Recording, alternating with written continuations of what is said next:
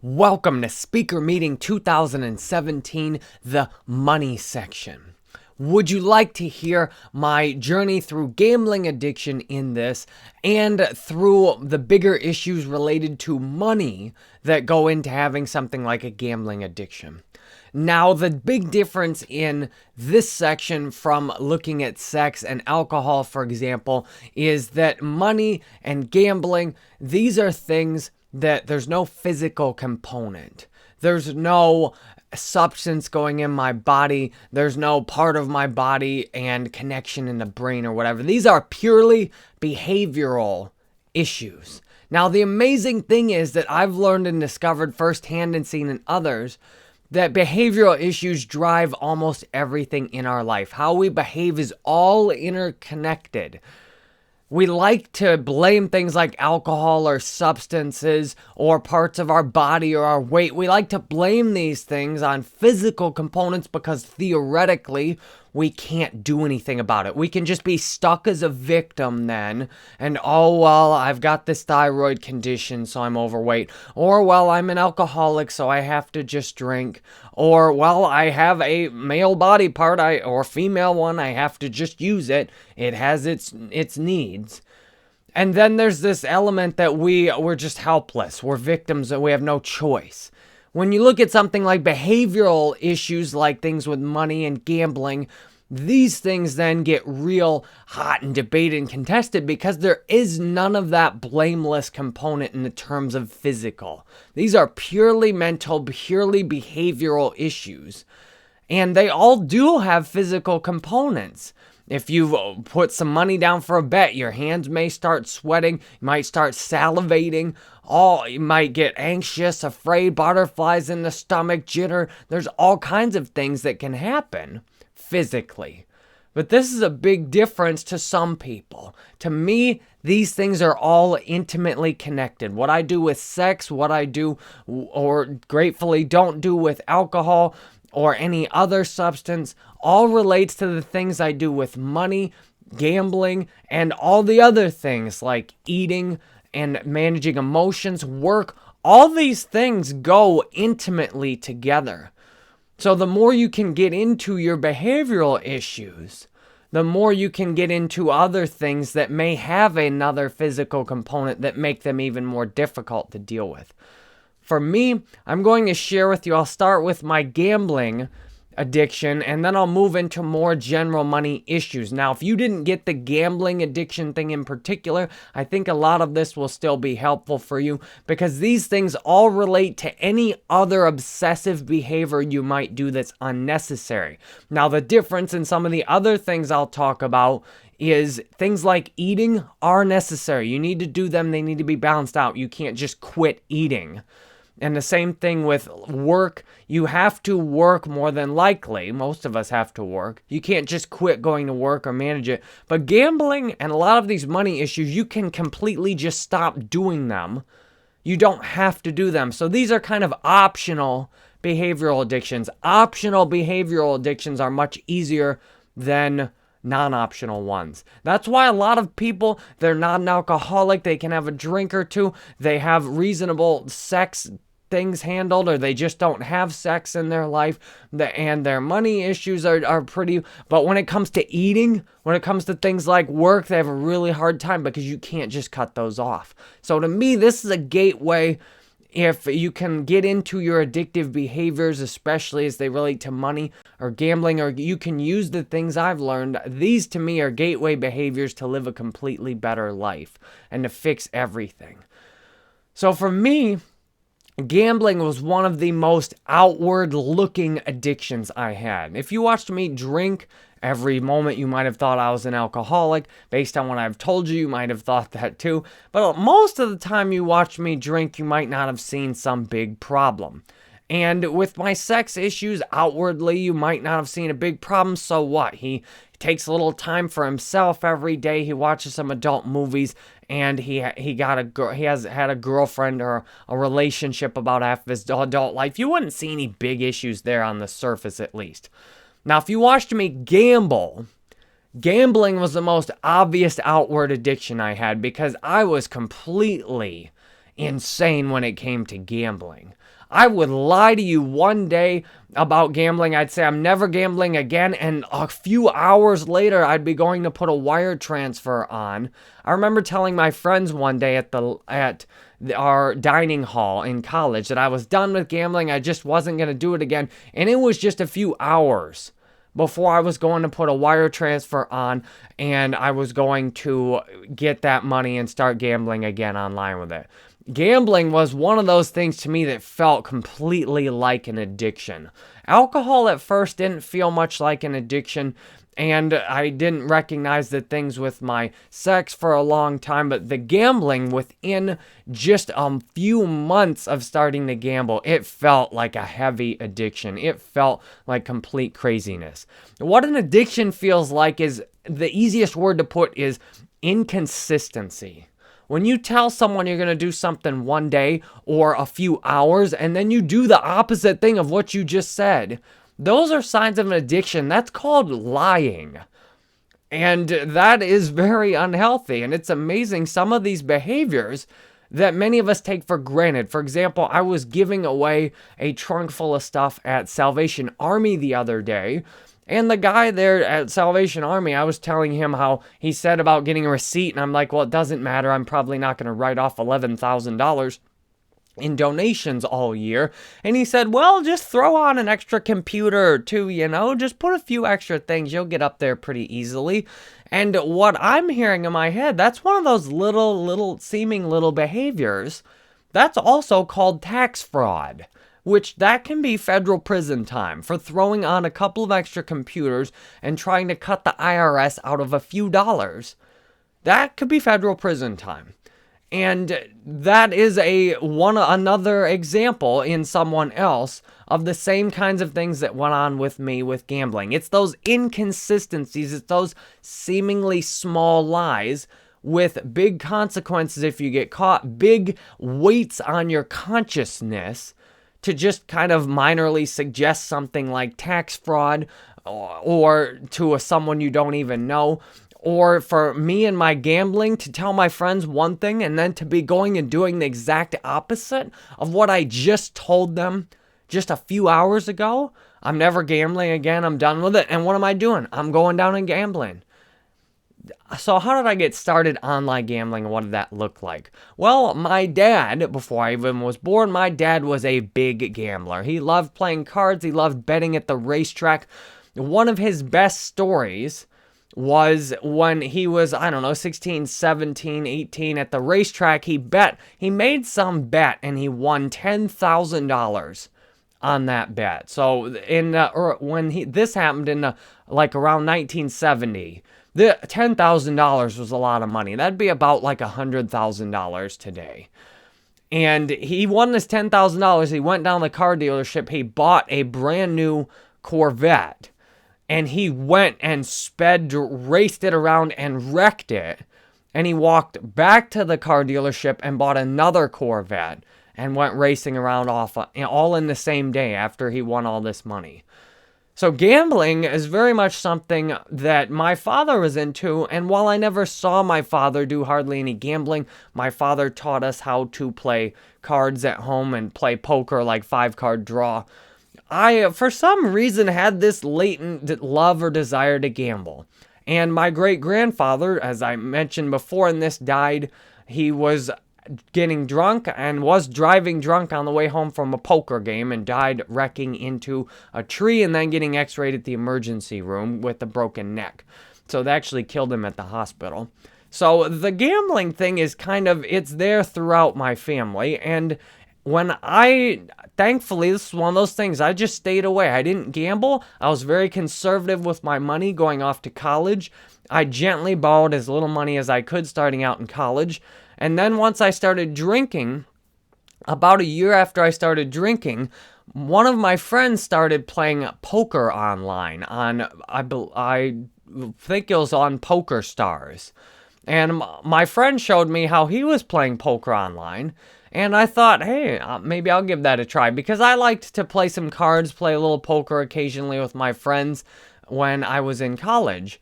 So this was in 2004, the end of my sophomore year. I started playing poker online just a little bit. The biggest I lost in one night was $75. Now, at this time, I was crazy cheap. I was really cheap. I nickel and dimed every possible place I could. I had no credit cards. I did everything in cash.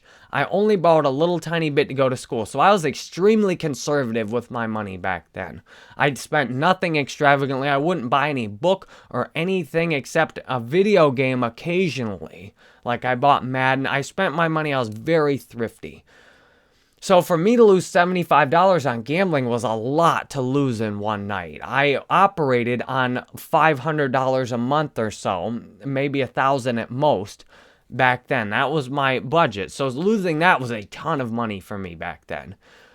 And as I then went into junior year, and while I had friends around all the time sophomore year, junior year, I was a lot more isolated. I moved off campus, and I was by myself a lot. And one of the things you'll consistently notice across this whole speaker meeting is being by yourself, not surrounded by people that love you, being off by yourself somewhere. Being antisocial is a very good recipe to get sick, to pick up addictions, to start making bad habits, and to stick with those bad habits even when you get in a more loving environment. And this is what happened to me. Junior year was one of the most isolated, antisocial years of my life.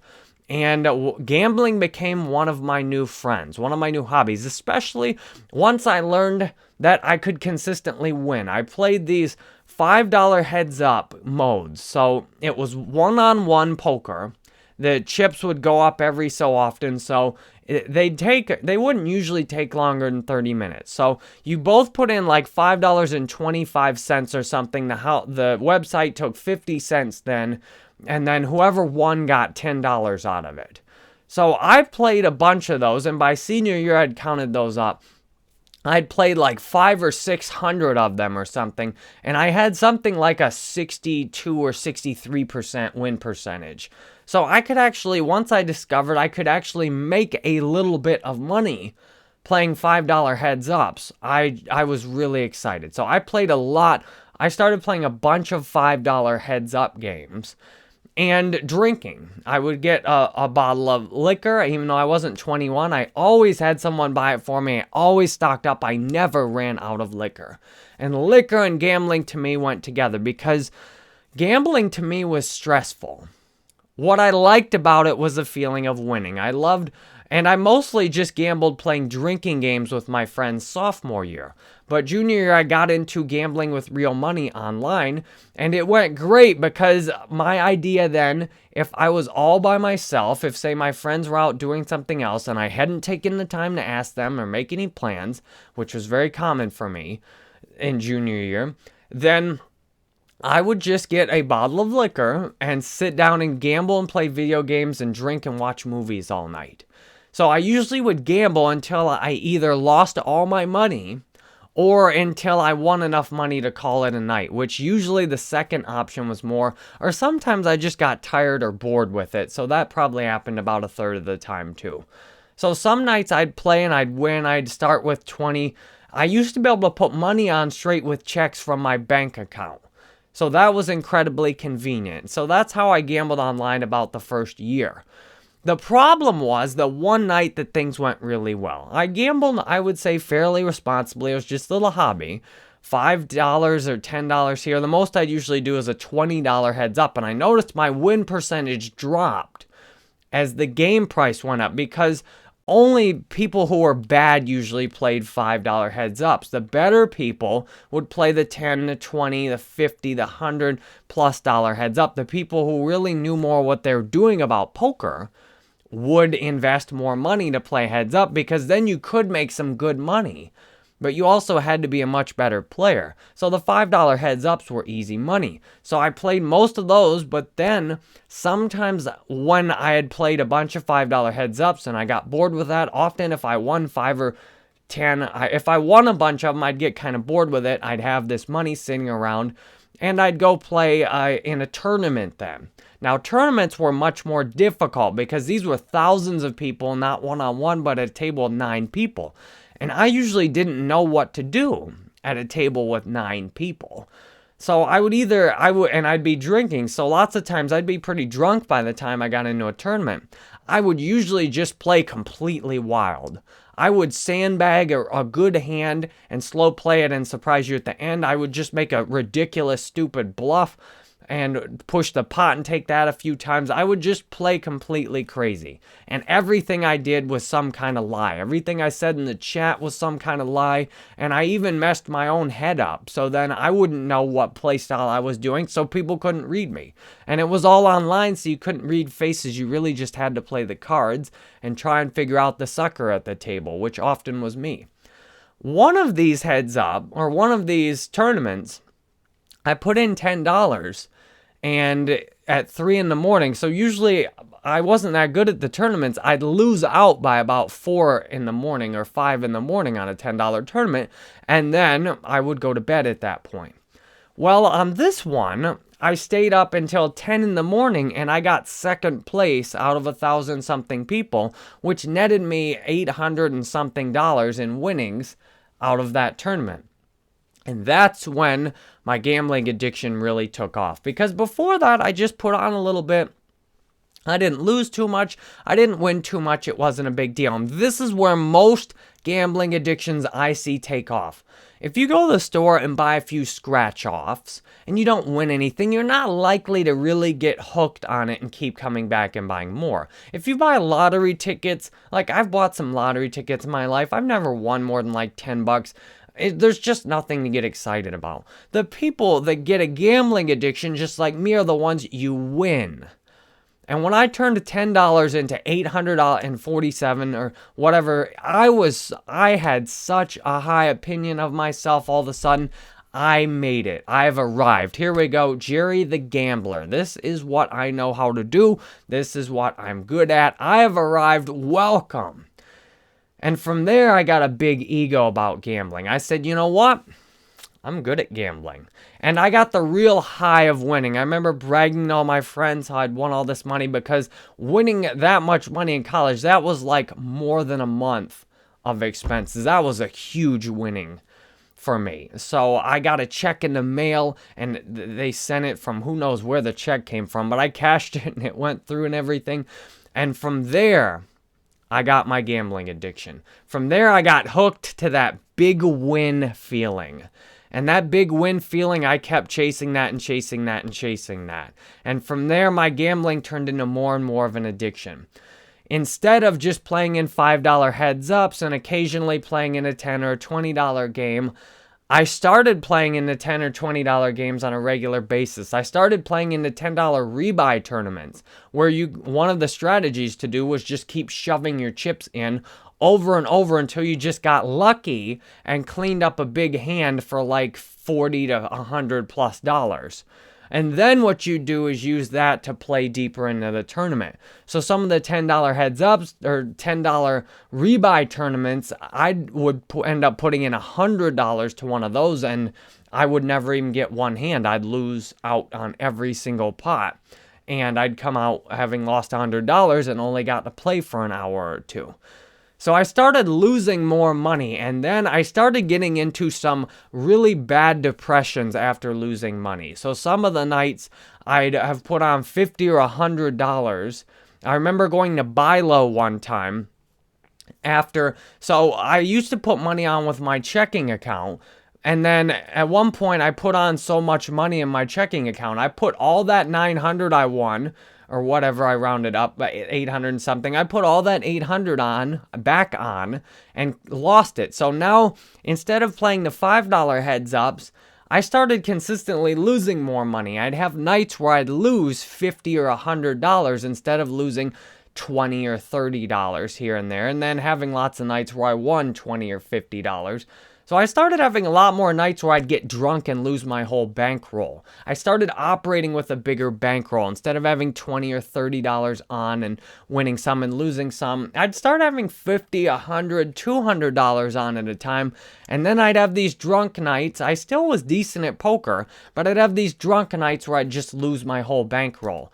And then one drunk night, I emailed them, told them I had a gambling addiction, and then they banned my account. So that began a series of all kinds of different ways to get around the bans that I'd even made. So then I just signed up for a new account, and then I realized you could use a money transfer with Western Union to put money on without having to use a payment method. The problem with this was this required a $15 or so fee because it was essentially a wire transfer. And now with Bitcoin, you can do all this with a lot lower fees. It required a bigger deposit, essentially. So with my checking account, if I put $50 or $100 on, that used to last me for a month or two because I'd usually win some with it and lose some with it, but I consistently won. So a lot of times if I put the money on with my checking account, before I won the big money, it'd last a while. Well, after this big winning, I started going through a lot more money. And I started going on a regular basis doing things like putting $50 or $100+ on because that transfer fee was so high, you really needed to deposit more money at once. And then I consistently started losing my entire bankroll in one night as I tried to recapture the big win again. As I tried to go for that first place in the tournament again. One night, just a few months later, I was in a rebuy tournament with... There were more than $10,000 in prizes. If you got second place in that tournament, you would get like $5,000+. And to me back then, that was just like, that was a year's worth of money in my mind. And I was in second place in that tournament for a while. I had just went on a complete tilt. Every good thing that could happen to me happened to me. I got pocket jacks. So I played Texas Hold'em mainly, but I've tried all kinds of other games. I got pocket jacks. I got in on against a pocket queens, pocket kings, pocket aces, all on, and like a pocket tens or something, all on one hand, and I got 4 jacks. I got like quad jacks on that hand and absolutely blew everyone away. I had a massive stack of chips and even if I just would have slow played it and sandbagged at that point, I had a good chance at winning thousands of dollars out of that tournament. But what did I do? I got that much by playing crazy aggressive, and within just a few minutes, I lost it. And that night, I went on an epic tilt. I ended up playing in a $500 heads-up game that night. Now, I got into that because to compensate for my original loss, and by this point, I was putting on hundreds of dollars at once, I played a $100 heads up, I won that. I played a $200 heads up, I won that. And then I put in and played a $500 one-on-one game and lost that. And I lost my mind. I smashed my whole dorm room. This was when I was a senior and I was drunk. As a resident advisor, I smashed my whole dorm room up. I smashed the keys off my keyboards. I picked things up and threw them all over. I smashed my hand. I hit the cable connection on the wall so hard it tore my hand open. There was blood all over the wall. I had 2 beds in my room. I smashed, I banged, I punched everything, turned the whole room upside down, and just passed out on my bed. I woke up the next morning, it looked like a Tasmanian devil or a tornado had came in and just turned my whole room. Everything, the computer was still on, and there was blood all over the walls because of smashing, cutting my hand open and hitting everything everywhere. My gambling addiction really brought out the nasty side in me. Another day, I think this was the day I went to Daytona that I talked about in the alcohol section. Another day I was in the very end of one of these tournaments. So, for example, I think it was a qualifier. So if you got in this qualifier, you got to play in a big boy tournament that had like several $100 buy-in.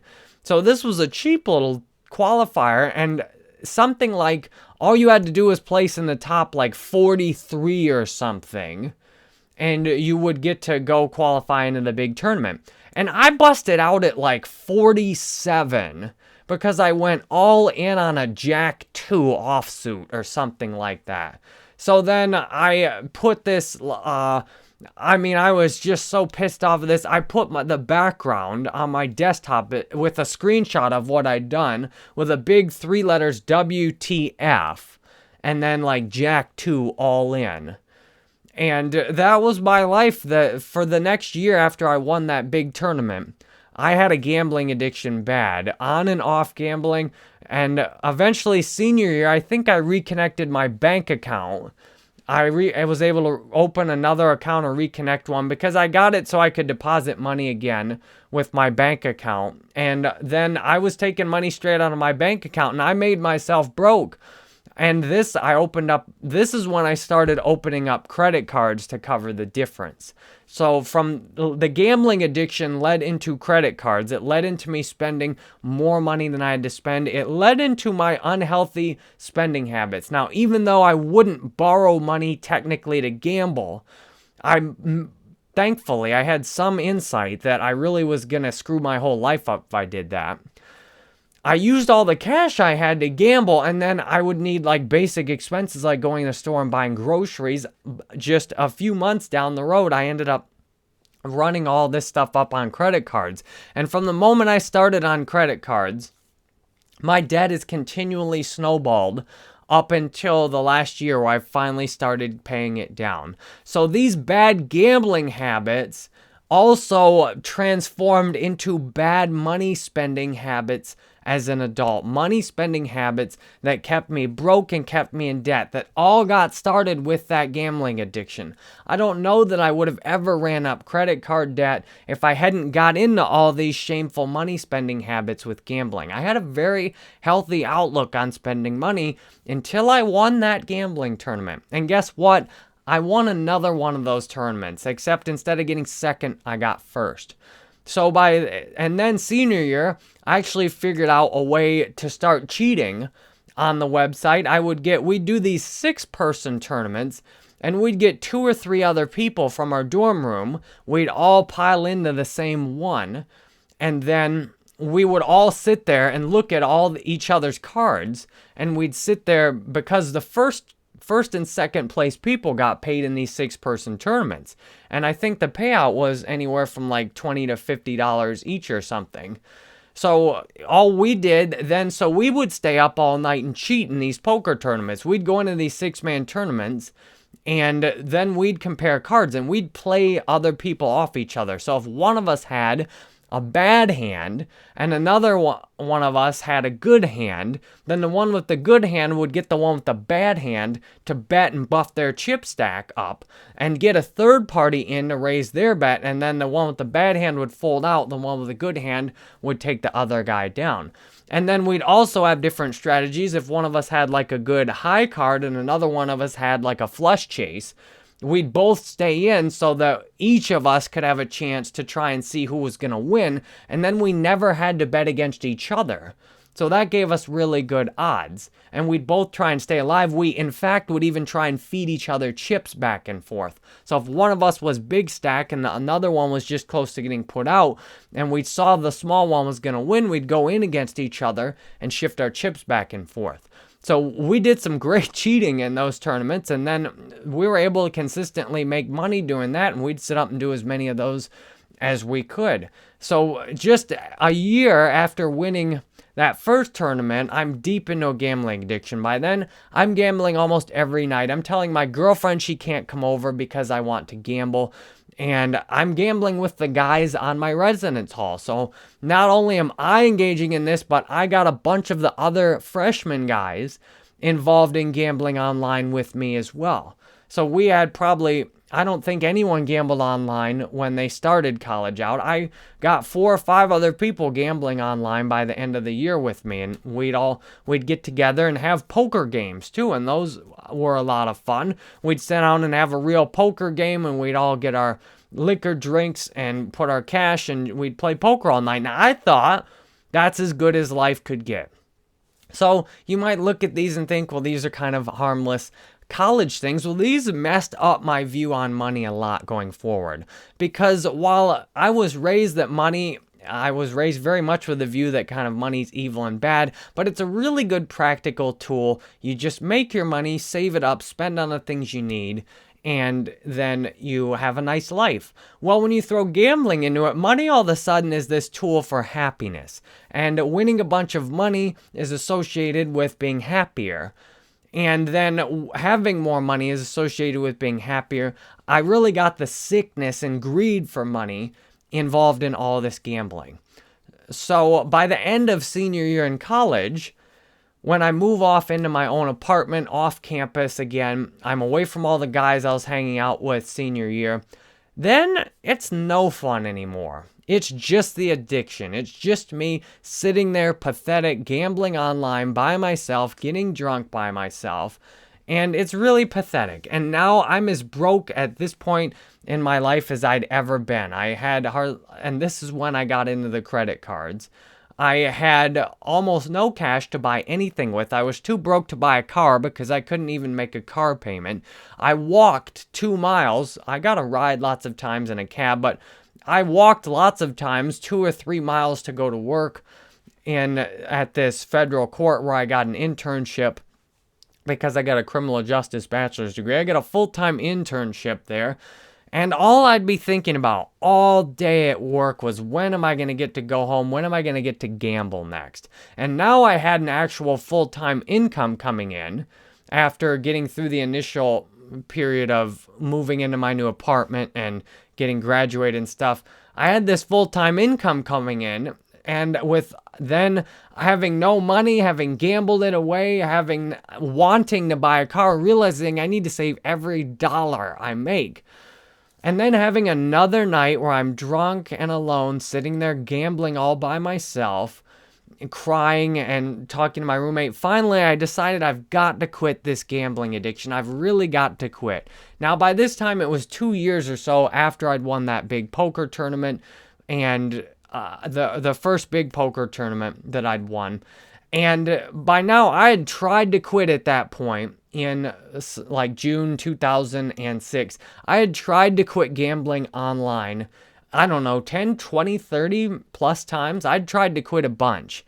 Through senior year, several more times I managed to get myself banned from one website or another. I'd get unbanned, I'd make a new account, I'd set my bank account up again. It was amazing. I would get banned one night. I'd lose all my money and have a bunch of remorse and send them an email asking them to ban me from the website. And the next day, I would figure out how to get signed up back on there and be back at it. And that's an addiction. That's a bad addiction when you're doing stuff like that. I figured out if I created a PokerStars account on a different IP address, so I just went down the computer lab, I could just create a new PokerStars account, and then it would let me hook my same bank account back up on the account I got banned, and I'd be right back in business. So I just did that senior year. I'd get banned from one account or another. I'd get banned on the chat for calling people all kinds of names. I'd make another account, and I probably have 5 or 10 PokerStars accounts still. And by the end of senior year, by getting this full-time job and sitting there just wanting to gamble all day, I finally had enough pain out of it that I really said, okay, I'm going to quit. And I then quit for 7 months, 6 or 7 months. I didn't gamble online again. And I'd consciously decided I know I need to replace my online gambling with something. And by this time, I had gotten so bored with playing Texas Hold'em, because Texas Hold'em is god-awful boring. I mean, you get 2 cards, and there's 5 cards that come down. You get 2 cards to start, 3 cards come down after that at once, and then you get 1 more card and then 1 more card. And then you make the best 5-card hands you can out of those 7 cards, and oh my god, it's boring. You play like 1,000 hours, you know every hand, you know the odds back and forth on exactly what can come down, and it's just so boring. I used to play like 4 or 5 tables at a time. It's so boring. So I finally said, okay, it's boring anyway. I'm just going to play video games and drink instead of gambling. So that's what I did. I consciously switched out of my gambling and switched into just playing video games. Now, I was so bored, I already was drinking, gambling, and then I was alt-tabbed over into World of Warcraft or World War II Online at the same time I was playing poker. So I already was gaming and gambling and drinking at the same time. So I just finally switched over and said, okay, let's just stop the gambling and stick to video gaming. And for 7 months, that worked out just fine. Meanwhile, I would get drunk and get these ideas that I was going to go to Las Vegas with and just run the budget up on my credit card, go by myself too, not even go with any friends. I was getting drunk and calling the airport up, when's the next flight to Vegas and all that. They probably get lots of those from drunks like me. So I went 7 months without gambling online. Meanwhile, I started spending money irresponsibly for the first time in my life outside of gambling. I had spent my money very responsibly up till this point. And I started spending my money without regard to how much I had. I got these 0% interest credit cards and I just started running up stuff on them. If I wanted a new video game, I'd just buy it. Up until this point, I had done everything in cash, but I'd ran my cash so low that, and then I bought a car, and then I moved in. I barely was able to pay any of my bills. So I just started running things up on credit cards. So this unhealthy money spending habit with gambling turned into credit card debt. So by the time I got to the end of the year, I had several $1,000s in credit card debt. And I had a job paying $20,000 a year, along with student loans and paying my own share of rent and soon to be a place that I was living in the ghetto. So about $600-700 a month expenses on a $20,000 a year job, plus my student loans for another couple hundred a month, and then these credit cards. Well, by 2000 and the end of the 2006, I had one more night. I worked in corrections. So I worked in corrections on Christmas Eve and Christmas Day. It was absolutely miserable. I remember the major chewing me out, saying something like I should just quit, that I didn't have what it took to manage these kids. And the kids had awful ways of celebrating Christmas, let me tell you that. It was horrible. I really missed being at home for Christmas, and I did it to myself. I easily could have just asked my parents to move home. I easily could have fixed my life up, but I chose not to. I got this. I'm going to do this on my own. And then I had a relapse on my gambling online. All of a sudden, one night, I was trying to manage my drinking. I think it was December 26th in the evening. I think it was the day after Christmas. I just worked 2 miserable days at corrections. I felt like absolute pond scum about myself. And I thought, well, a 12-pack of Bud Select will fix this up. So I went to the liquor store. I bought a 12-pack of Bud Select, and I said, I'm not going to drink liquor. I don't want to get in any trouble. I'm just going to have a few beers. My roommate had this bottle of Cruisin' rum, disgusting, which on a normal basis, I said, absolutely. He said, would you just not drink any of that? I'm like, sure, that's disgusting. I don't even like that anyway. Well, I had just got banned from a video game I'd played for 5 or 6 years. So I didn't have a game I was playing, and I got bored, and I was all alone, and after drinking a few beers, I decided to sign up on Full Tilt Poker Online, and I managed to fund a couple $100 off a credit card onto Full Tilt after having a few beers and swearing I'd never gamble online again. And it didn't take long for me to break into my roommate's rum either, and I must have knocked out half of his half gallon. So I must have drank about a half liter of his rum. And of course, like a good alcoholic, I just filled it back up with water and acted like I didn't do anything. Meanwhile, I drank all my beers and all that liquor. And the last game I played online, I'd lost my whole first $100 I put on. And now, remember, I was so broke, I could barely pay any of my bills. I was borrowed and running up money on credit cards. By the last game I played a $100 heads up. Now, remember, I hadn't even been playing in quite a while, but I'd played thousands of these games before. I played a $100 heads up, one-on-one, Texas Hold'em, and I said I'm just going to kill myself if I lose this game because financially I will just be ruined. I can't stand to wake up the next morning and face having lost another $200 from gambling when I'm already so far in the hole. And at this point, I was so drunk, I had my new gun, I was literally celebrating. Every time I won a heads up, I was firing rounds out the door. So I wasn't winning that many. As you can tell, I lost my first 100. But I played this $100 heads up. I think it was against a lady. And I told her honestly what I was planning. I said, I'm going to kill myself if I lose this game. And she was beating me at first, and I guess telling her these things got her shook up. I don't know if she let me win or what. I was serious about killing myself too if I lost the game, and I don't know what happened, but I won the game. And I think she let me win. I got the $200 and I put it back in my bank account. I fired some more rounds out the front and back door of the house to celebrate. No one else was home. And thank God no one called the police. And then I threw up a whole bunch of times and passed out.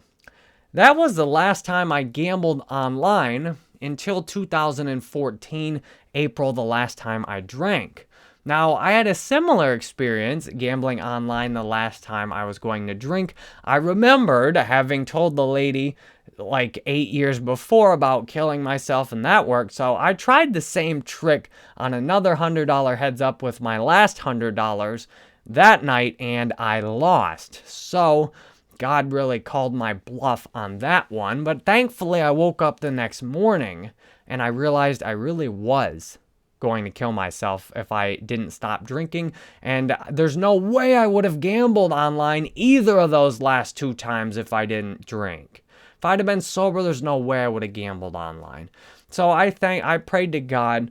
I said, God, please, I'll do anything to get sober, and thank God I have not gambled online since then either. Well, at least playing poker. So there's more to this whole story. So just because I stopped gambling online in 2006, except with that one little relapse the last time I drank, that doesn't mean that's the excuse me. That doesn't mean that's the end of my gambling story. Oh no, in fact, and I appreciate excuse me, I appreciate you going through this with me live because it saves me a ton of time on sitting there trying to edit every individual breath out and things like that. And I feel that this comes off more natural and more honest just doing it live, because I'd be tempted to try and make myself look better, you know, maybe cut out the part about telling that lady you're going to kill yourself if you didn't win a heads up game of poker. Maybe cut that part out about firing the gunshots out the door too. See, I'd be tempted to edit out a lot of things. So to me, it's just easy. I just honestly do this and present this all out to you. And this is my part of my recovery from not doing these same things again, to just tell you about them so that I remember how things were. That helps me have the willingness today to do anything to have things be nice and peaceful today. So I appreciate you going through with me coughing and having a little tea here real quick. Now, just because I didn't gamble online habitually anymore after 2006 with my little relapse in 2014 doesn't mean I stopped gambling. Oh no. In fact, this is when I started trying to gamble at the casino. So after I quit gambling in 2006 online, then I started going to the casino with my friends as often as possible. I believe we went, the first time was either 2007 or 2008. We went up to Foxwoods and we went up to the Mohican in Connecticut because my one friend lived up there. So instead of gambling online, I started planning these extravagant gambling trips with my friends. I'd never been to the casino at this point. And I started investing big money in these gambling trips with my friends. So the first one, it was 2007. We went up to Foxwoods in Connecticut in the Mohican. Well, I traveled up to Connecticut, and then it might actually be in New Hampshire or something, I don't know. Well, I went up there. Foxwoods is a huge grand casino, very nice, all kinds of poker tables. And I gambled like no other up there. Epic gambling binge. So we're just talking, I gambled, did nothing but gamble. Get up, gamble all day, drink all day, and then go to bed. And I thought that was just heaven. And I must have brought like $1,000 to gamble with, and I lost absolutely all of it in like 4 or 5 days. And I was proud of myself for not losing it all the first day. As you'll find, sometimes I end up losing it all the first day. So I want to tell you how I would be at these poker tables. My God, because online you couldn't see the people and you couldn't even talk to them that much. It was a lot of antisocial people sitting there just looking at cars trying to take money from other people's. Incredibly, gambling online is really, really a lame existence from my experience, at least. There's a lot better ways to live. In person, you've got the people to deal with. So I took on this lying persona that was hard to believe because there was no way I was going to sit down at a poker table sober. So I'd get a drink or preferably many drinks in me and just hit as many free drinks as possible. And the lying was unbelievable. I'd lie about everything for no reason. I'd tell you I was from somewhere else. I would lie about what I did. I would lie about everything. And everything that came out of my mouth was a lie. I'd lie about the cards I had in my hand. I'd lie, whatever the opposite was. If I had a great hand, I'd lie and tell you I had crap. If I had a crap hand, I'd lie and tell you I had a good one. I'd lie to no end. And sometimes people just bust me out. They'd see through, or they'd get lucky and they'd just knock me out. This one guy had something like an 8 deuce and I had an ace king, and he destroyed me on. I went all in for like $150, and I got busted out of the table before my drink even came. And that to me is one of those humiliating things that can happen in a casino. You get busted out before your drink even comes. That really sucks. Or you've rebought before your drinks even arrived. So I went through the weekend with my friends, and by the end of the weekend, there was drama with my friends, and we had had enough of each other, and I had no more money, and I couldn't wait to do it again. I'd finally gotten a better job by this point. I was saving up some money, and $1,000 setback when you make like $30,000 a year, that's a gigantic setback. And that's $1,000 that could have paid a credit card down. By this time, my credit card debt was continuing to grow, and I was juggling it from one 0% interest card to another. So I couldn't wait to do this again. I couldn't wait to go gamble with my friends again as soon as possible. So after we went up to Connecticut and to Foxwoods, then I made this trip down with a friend and his wife. We went down to Tampa to gamble at the Hard Rock and then at the dog track down there. So I had much the same experience there, except the drinks weren't free, which was really annoying. I ended up blowing all my money over the course of the trip, $500+ in gambling budget alone. And then I ended up becoming so broke and so beat down from all my alcoholism, I ended up moving home with my parents. So up until this point, you might not think the gambling is too bad. This is when the gambling even started to take it to another level. In Mississippi, there's not a lot to do. At least near where my parents live, there was a college town, and at least this is just my old way of thinking. I realize this is all crap.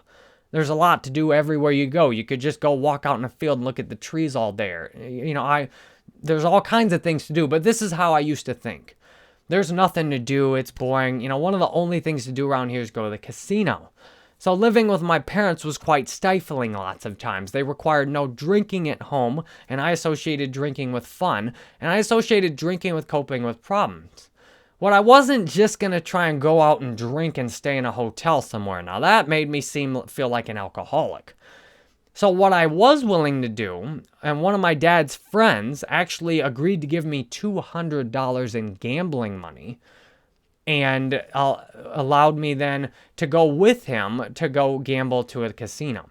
But before that even, as soon as I moved home with my parents, there was this girl out in Las Vegas. And I'd been wanting to go to Las Vegas, especially going to these other casinos. I'm like, I gotta go see Las Vegas. So I took a road trip out to Las Vegas after just moving in with my parents for a month, right after I took the graduate record exam, or GRE, to go to graduate school. I drove out to Las Vegas. My parents were pissed, but they were allowing me to live at home, and since I wasn't causing any trouble at home, they thankfully were tolerant with me. I drove out to Las Vegas.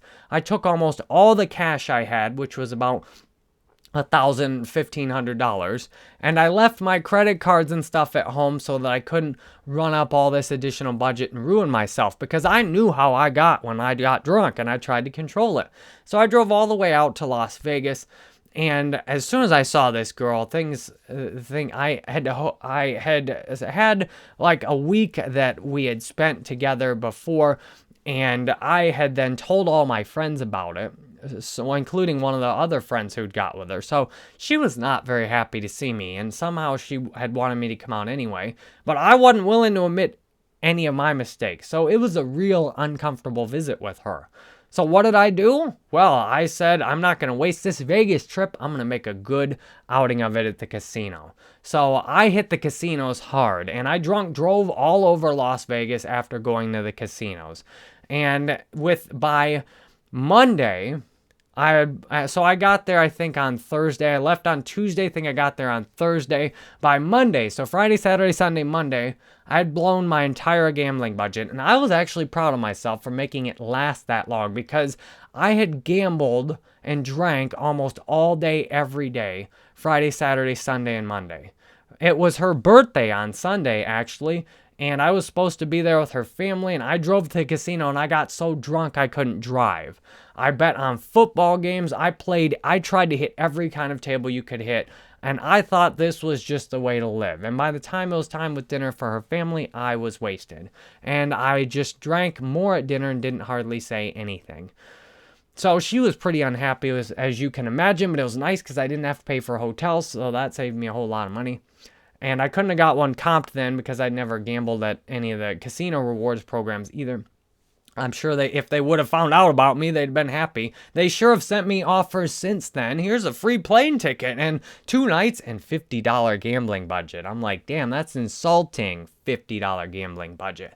So by Monday, I spent most of the day at the Mirage. I got wiped out. I liked playing 3-card. I liked playing blackjack by now. I'd started playing more of the house games because the house games were a little less intense. I had to really get drunk and get to lying to play poker good.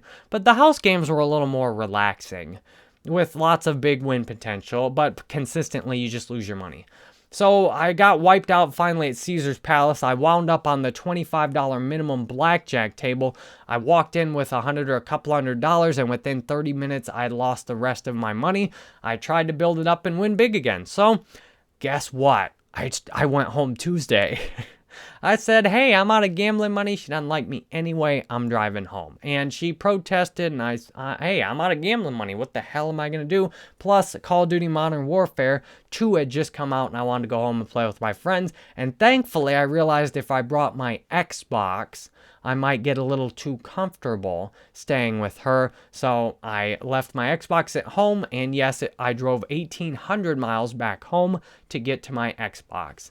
So I started going to these big epic casino trips, and any money I got, I just ended up having a good opportunity to waste it. So then even just a few weeks after getting back from Vegas, my dad's friend talked me into, he gave me $200 to go gamble with, took me up to Tunica and took me to go to a football game. Well, I managed to blow his $200 playing 3-card. It was like 3-card poker with the house. And I managed to blow his $200. I went over to Hold'em tables, managed to blow another $300 of mine. So this was at a time I had very low expenses, but I was trying to pay all these credit card debts down and save up some money to go to grad school. So these money spending habits were just terrible from gambling, and they infected all my other money spending habits. And then over the course of living with my parents, I continued to make these trips to the casino. And these trips to the casino were some epic benders. Another one, I went with the same friend of my dad's. He didn't offer me any gambling money this time, but he did get a free hotel room. So we went, and we got there at 7 p.m. I gambled and drank straight till 7 a.m. And I drove, so I was supposed to drive home. I came in, woke him up, took like 3 hours of sleep in the room. Meanwhile, he went out and gambled more in the morning, and then I drove back home with an awful hangover after that. That night, I think I must have lost my money that night. So I lost my money that night. I took so many of these trips, they run together some. Another night, I broke up with this girl, and I was all upset, and I couldn't get over it. So I drove up a couple hours away to another casino, blew like $300, and stayed, and this became a thing, to go blow money at the casino. Another time, I went off with one of my I went off by myself because by now the casinos started to send me, hey, come get your own free room and a free dinner. So one night I went off by myself. I didn't decide I didn't need my dad's friend, and I didn't even take my cell phone. My parents were really mad. All of a sudden, by this time I had a full-time job making good money. I just stormed out of the house and said, I'm going to the casino. I'll be back tomorrow. I've left my phone. And I drove off. They couldn't contact me. They didn't know where I was. They were really hurt at that. And that night, I went over to the casino. I had about $300. And well, there were two different nights just like this. One of the nights, I had about $300. And I lost my first $200 just on gambling and house games. I sat down at the Hold'em table with $100 and I demolished the whole table. Everyone who sat down ended up getting bankrupt and giving me their money. Finally, I was the last person left at the table. I had something like $1,000, $1,500. I absolutely wrecking balled everyone. And it was lying like you couldn't believe. People had me exactly backwards. They thought I was telling the truth when I was lying, so my bluffs were really effective, and then they'd fool around and get in a hand with me where they were sure I was bluffing and I actually had the goods. On this night, I actually hit quad aces and won the daily jackpot as well. And I had like 4 people who'd called my bluff when I had pocket aces and an ace came down, and I'm like, boom. And I just wrecked, and I cleaned up a bunch of money. And then I went over the craps table and damn near lost it. I got all the way down on the craps table. I ended up having all of my money bet. I had $200 on the pass line or something and another $200 on something else. I had like $400 sitting on the craps table after I'd won all this money, and it's like 6 in the morning. I ended up having all this money tied up. And guess what number I throw? So craps, there's 2 dice, 6 sides each. The numbers range, you can throw a 2 at a minimum or you can throw a 12 at the maximum. 7 is the most likely number to get hit because every dice, there's a 1 in 6 chance you're going to hit a 7 based on whatever the other dice is. So basically the odds of getting a 7 are about 1 in 6 because if the other dice has a 6, then if you hit a 1 on if the first dice has a 6 and you hit a 1 on the second dice, then that's a 7. Well, the idea of the game, you either want to hit a 7 on the first roll or an 11, and because you win immediately. Or if you hit a 2 or a 12, maybe a 3, 3, you crap out right away and lose. So anything other than a 7, 11, a 12, 2, or a 3, then you have to roll that number again before you get a 7 to win if you've bet the pass line. So I've got all this money on there. I've got everything I had left. After I won this thousands of dollars, I got cleaned out. I got all the money I've got left bet on the craps table. Now remember, I came with $300 or so, and I've got like $400 bet down on the table now at the end of the night, drunk. I throw out the dice, and it's a damn 4. A 4 is one of the hardest numbers you can hit because there's not many ways to get a 4. Let me tell you how many ways there are to get a 4. You have to throw a 1 on the first dice and a 3 on the second dice. You have to throw a 3 on the first dice and a 1 on the second dice, or you have to throw a 2 on both dice. Both die. You see how difficult that is? That's difficult. So I'm sitting here like, I'm standing. I'm like, oh my God, I'm going to lose. And I'm just like, no, we got to keep this positive right now. I've got all my damn money bet on hitting a 4 before I hit a 7. The odds on that suck. Most of the time you get in that spot, you're going to lose. And damn if I didn't roll out and the 2-2 comes out. You can see I'm just getting euphoric recall just telling you about this. I throw out and the damn 4 comes out and I'm, yeah. Now I've won. I win back up to about $1,000, which that's down like $300 to $500 plus from what I pulled over from the poker table. But it's 7 in the morning and I'm finally ready to quit. So I pack up, I've got at least $1,000 in cash now. I came with $300, I got $1,000. I'm feeling real good. And remember, I got down to $100 when I went to the poker table earlier that night. So I go up to my room, I pass out on my bed. I don't even pull the sheets out. I don't do anything in the room. I literally drop my bed, pass out on the bed. Now, I was paranoid about getting charged for a night at the casino because I got this for free. The maid comes in at like 1 in the afternoon, and I've been drinking all night. I'm real sick. So the maid comes in, and I'm like, oh my God, I'm so sorry. I'm leaving right now. They like auto check you out or something. So I walk straight out of the room, and meanwhile, I realize I have to throw up. So I go hit the nearest bathroom, throw up in it. I go downstairs, I'm feeling deathly sick. I'm like, oh my God, I've got to get some food in my body to feel better. So I stuff down a half sandwich. I pack up the other sandwich, and I go sit in the hotel bathroom because I realize I can't hardly walk. I'm feeling so bad. I'm so sick. And I'm puking, and thank God I held the lunch down. I realize I'm too hungover to drive. I'm too tired to walk out of the parking lot and get in the car. And I had to go to the bathroom anyway. So I sat there for 2 hours in the casino bathroom and tried to sleep. And there was some guy that sounded like Samuel Jackson talking on the phone half the time, which kind of lingered its way into a dream. And so here I am, like, I got my hands down on my head, like with my pants down, on my knees, like trying to sleep in the casino bathroom. And I did that again. I did that twice in the casino bathroom.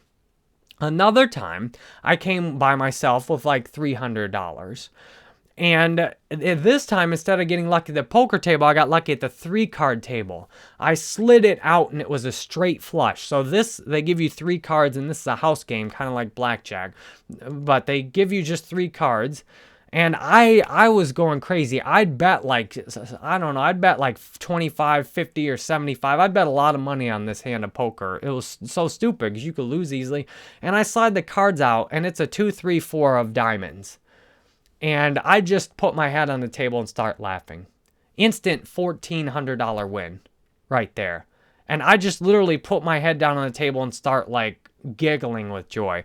I think they gave me like 1,700 chips or something. I just throw out black $100 chips to all the other people on the table who are all getting their butt kicked and losing their money. I just give everyone else, here's $100. Everyone have $100 on me.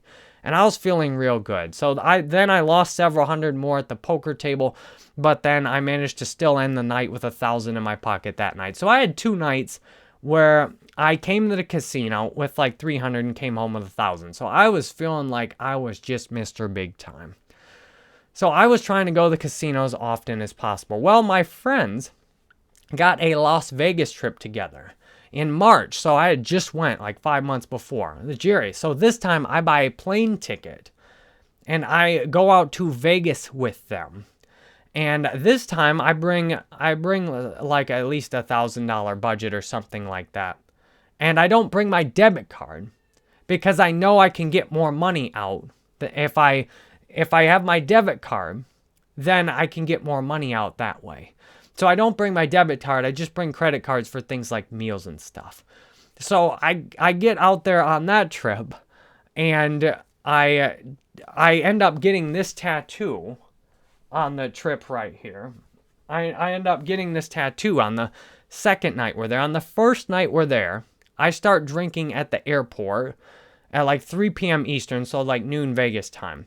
And we pull an all-nighter, drinking and gambling all night. And I'm just so proud that I had any money left at the end of the night. The second night we get there, I win all this money. I win hundreds of dollars playing blackjack. I drop like $400 on that tattoo. And I'm still up several $100s from the original money I brought. So I'm feeling real good. So then things start going downhill by the 3rd day. And by the 4th day out of a 5-day trip, I've lost all my money. So guess what?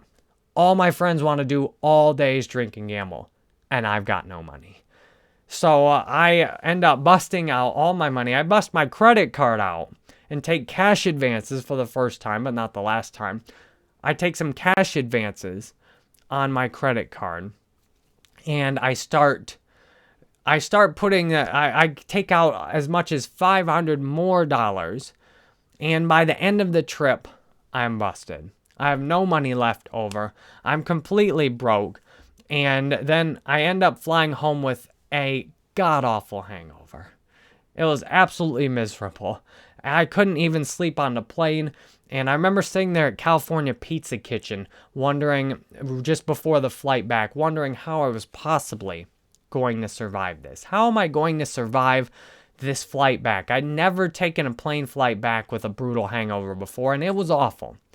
The worst part was the landing. Just when you think you've got through the whole flight, oh God, the landing. Oh, that was rough. And somehow I made it back. And I made it back home. And that I used my police officer retirement money to fund that trip. So I had like $6,000 in police officer retirement that if I just would have left there, probably would have turned into a nice retirement. I paid the tax penalty to take that out, like 10%, plus then you have to pay tax on it. So that's what I used my police officer retirement fund for, to go on a Las Vegas gambling trip. And this just continued on into, it kept going from here. So then as my friends would plan more trips, then I ended up going back to Las Vegas with them. And that was the last time I've went and gambled at a casino. Well, the next time though, after this Vegas trip, my wife and I went on this cruise when we were just first dating. It was really ambitious. And I was afraid the whole time that I was going to get deep into the gambling. We were just getting to know each other still, so I didn't want to show her what an addict I was. And I was so proud of myself that I didn't even bet at the casino at all. Or I just went through and spent the whole first 2 days of the cruise with her. Well, by the third day, I had got a little uncomfortable, and then I spent almost the whole day in the casino, and I had won enough money on the craps table at one point to pay for our whole cruise and then some. So I had won